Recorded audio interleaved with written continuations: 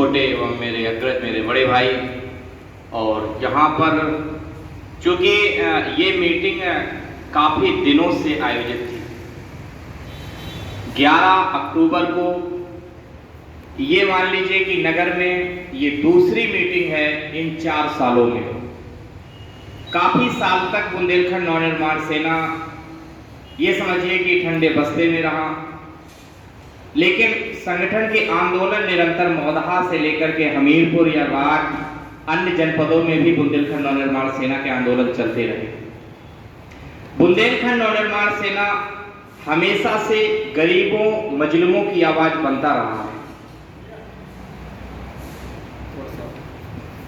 बुंदेलखंड नवनिर्माण सेना, पहले मैं आपको बुंदेलखंड नवनिर्माण सेना से परिचय करा देता हूं, क्योंकि हमारे सभी युवा साथी हैं, धीरे धीरे मंच के माध्यम से बोलेंगे। मैं भी जब शुरुआती दौर पर छात्र राजनीति बांदा जेएन कॉलेज से मुझे चुनाव लड़ना था 2013 में, लेकिन 2012 चुनाव हुआ और 2013 में जेएन कॉलेज के चुनाव बंद हो गए, तो छात्र संघ का चुनाव मैं नहीं लड़ पाया। लेकिन वहां से एक समाज सेवा की जो अलग जगी, तो वहां से छात्रों की सेवा से लेकर के ग्रामीण स्तर में गांव में लोगों की सेवा करने का भी अवसर मिला, और धीरे धीरे मंच के माध्यम से 4 लोगों के बीच में बोला, धीरे धीरे और आगे बढ़े तो मंचों पे भी बोलने में हेजिटेशन खत्म हो गई। इसी तरह से आप भी धीरे धीरे अपना परिचय देंगे तो निश्चित तौर पर आप भी बोलने में प्रबल हो जाएंगे। अब आता हूं बुंदेलखंड नवनिर्माण सेना की तरफ। आप सभी लोगों को मैं बताना चाहूंगा कि बुंदेलखंड नवनिर्माण सेना एक सामाजिक संगठन है। ये कोई राजनीतिक दल नहीं है, ना ही कोई ये राजनीतिक संगठन है। यह एक सामाजिक संगठन है जिसका उद्देश्य, जो प्रथम उद्देश्य है, वो है बुंदेलखंड राज्य को लेकर के। हम आप सभी युवा साथी जानते हैं कि आज बुंदेलखंड की स्थिति कितनी दयनीय है। यहाँ का युवा बेरोजगार है, यहाँ का किसान 2-2 दाने के लिए मोहताज है। अन्ना जानवर यहाँ पर इतना प्रबल है कि जिसकी कोई सीमा नहीं है। ये समझिए कि जवान सीमा पर जवान और खेत पर किसान, आज के हालात ये हैं।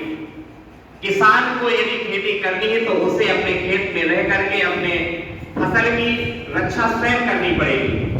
तो कहीं ना कहीं बुंदेलखंड आप देखें कि देश को आजाद हुए लगभग 70 दशक से ज्यादा हो गए, 70 साल से ज्यादा हो गए। तो कहीं ना कहीं आज की स्थिति और आज से 70 साल पूर्व की स्थिति यदि देखी जाए तो बुंदेलखंड की स्थिति 10 की 10 बनी हुई है।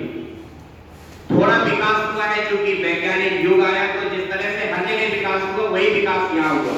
लेकिन कल भी बुंदेलखंड का किसान दुखी था और आज भी बुंदेलखंड का किसान दुखी है। बुंदेलखंड में समुचित पानी की व्यवस्थाएं नहीं है।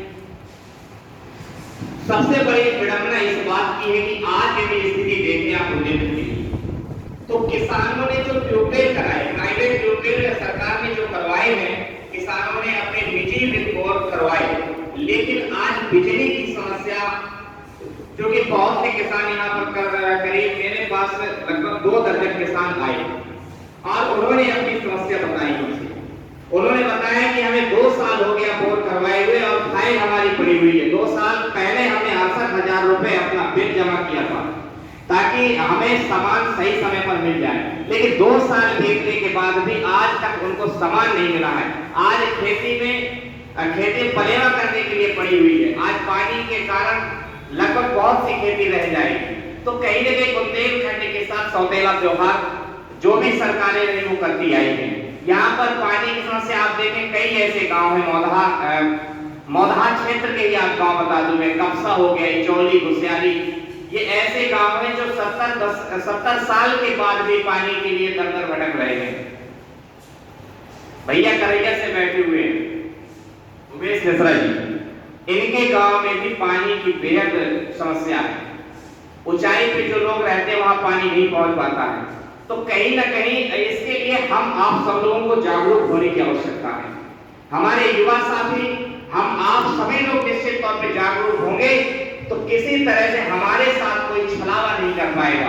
सरकारें आएंगी, सरकारें जाएंगी, लेकिन हम अपने हक के लिए सभी लोग लड़ेंगे। और हक के लिए भी यदि हम नहीं लड़ते हैं तो ये आप समझ लीजिए कि कहीं ना कहीं हम अपने और आगे आने वाली पीढ़ी के पैर पर कुल्हाड़ी मार रहे हैं। जैसा देव जी ने कहा था कि मां भी अपने बच्चे को दूध तभी पिलाती है जब बच्चा रोता है। तो यहां पर आज हमें रोने की आवश्यकता है, हमें सरकार को दिखाने की आवश्यकता है कि हमारे साथ छलावा हो रहा है, हमें हमारा हक नहीं मिल पा रहा है। इसके लिए हमें लड़ना होगा, हमें आगे आना होगा।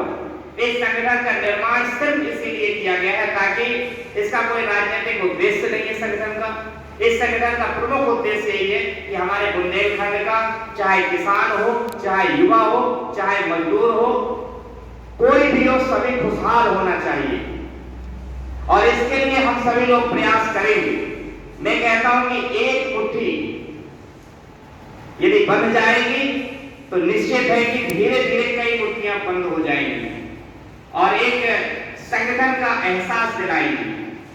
आप देख रहे हैं काफी दिनों से टीवी में बहुत सी खबरें चल रही हैं, लेकिन बुंदेलखंड की खबर कहीं नहीं दिखाई जा रही है। बुंदेलखंड के किसान, डीएनएम की रिपोर्ट ने कहा है कि नरैनी क्षेत्र में बुंदेलखंड के मजदूरों ने घास की रोटी खाई। जी न्यूज में चला, अन्य काफी न्यूज चैनल में चला। ये आज किसी से छिपा नहीं है कि बुंदेलखंड की दशा कितनी दयनीय है। अबे बुंदेलखंड में आप यदि खनिज संपदा पर जाएं, बुंदेलखंड समृद्धशाली है, लेकिन बुंदेलखंड की स्थिति बड़ी दयनीय है। यहाँ बेहद जागरूकता की कमी है और इस जागरूकता को हमें लाना है। हमें जागरूक स्वयं होना है और कम से कम अपने गांव क्षेत्र और अपने यार मित्रों को भी जागरूक करने की आवश्यकता है। और जब हम एक दूसरे को जागरूक करेंगे तो यही ताकत हमारी एक मुट्ठी बन करके मजबूत होगी। तो हम लोग मजबूती की दिशा पर चलेंगे। देखिए, आज हम लोग मौदहा में मीटिंग कर रहे हैं, कल अन्य क्षेत्र में मीटिंग करेंगे, गांव गांव मीटिंग कर रहे हैं, ताकि बुंदेलखंड आंदोलन को हम मजबूत कर सकें। हम आप सभी जानते हैं कि अधिकार मांगने से नहीं मिलता है, उसे छीनना पड़ता है। भैया कुल्हेटा से हैं, इनको पता है कि कुल्हेटा की सड़क की दशा कैसी थी। उसके लिए भी 2016 मई में आंदोलन किया गया और बृहद रूप में किया गया। भैया के पापा आंदोलन में रहे। तो कहीं ना कहीं किसी भी तरह से यदि आंदोलन नहीं किए जाएंगे तो हमें हमारा हक नहीं मिलेगा। तो युवा देश की शक्ति है। युवा एक ऐसी शक्ति है जो कुछ भी चाहे तो कुछ भी करवा सकती है। युवाओं में जो ताकत है वो किसी में ताकत नहीं है। युवा यदि लामबंद हो जाएगा और आंदोलन पर बाध्य हो जाएगा तो निश्चित है कि सरकार को भी उनकी बातें माननी पड़ेगी। आपने देखा होगा कि सिर्फ एक दिन युवाओं ने मिलकर के सरकार का विरोध किया तो आपने देखा कि कितनी नौकरियां सरकार ने तत्काल उसके लिए प्रेस विज्ञप्ति जारी की, प्रेस कॉन्फ्रेंस की और उन्होंने बताया कि हम बहुत जल्द नौकरियां देने वाले हैं। तो कहीं ना कहीं युवा एक जागरूक हुआ। अखिल भारतीय विद्यार्थी परिषद भी इसमें सबसे आगे रहा है और भी तमाम संगठन, छात्र संगठन इसमें आगे रहे और सब लोगों ने मिलकर के आंदोलन किया तो सफलता मिली। तो मेरा उद्देश्य यह है कि ये एक सामाजिक संगठन है। इस संगठन से आप सभी लोग जुड़े और अधिक से अधिक लोगों को जोड़े ताकि बुंदेलखंड राज्य की आवाज को हम लोग मजबूत कर सके। एक अकेला विनय तिवारी कुछ नहीं कर सकता है, ना ही एक अकेला हृदयांश द्विवेदी कुछ कर सकता है, ना ही अक्षय गगोई जी कुछ कर सकते हैं।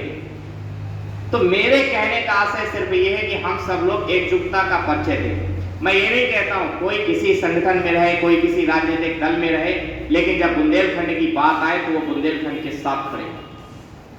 राजनीतिक स्वार्थ को छोड़ते हुए, आप राजनीतिक प्रतिबद्धताओं को भी छोड़ते हुए आप सिर्फ बुंदेलखंड हित की बात करें। मैं कहता हूं गांव की समस्या है, आप गांव की समस्याओं को उठाइए। मुझे पता है कि बुंदेलखंड राज्य आंदोलन छोटा सा आंदोलन नहीं है, एक बृहद आंदोलन है। इसके लिए बहुत कुर्बानियां भी देनी पड़ेगी। गांव गांव से लोग निकलेंगे तब आंदोलन मजबूत होगा। तो कहीं ना कहीं मेरा आशय सिर्फ ये है कि गांव की जो मूलभूत समस्याएं रहती हैं लोगों की, जैसे पानी की समस्या है, बिजली की समस्या है, सड़क की समस्या है, हम प्रयास सिर्फ इसलिए करते हैं ताकि उस गांव से उन लोगों का हम विश्वास जीतें। पूर्व में हमारे यहाँ कई ऐसे नेता रहे जो बुंदेलखंड राज्य के नाम पर काफी बार सत्ता पर आसीन हुए, लेकिन सत्ता पे आसीन होने के बाद थोड़े से लालच में उन्होंने बहुत से लोगों का विश्वास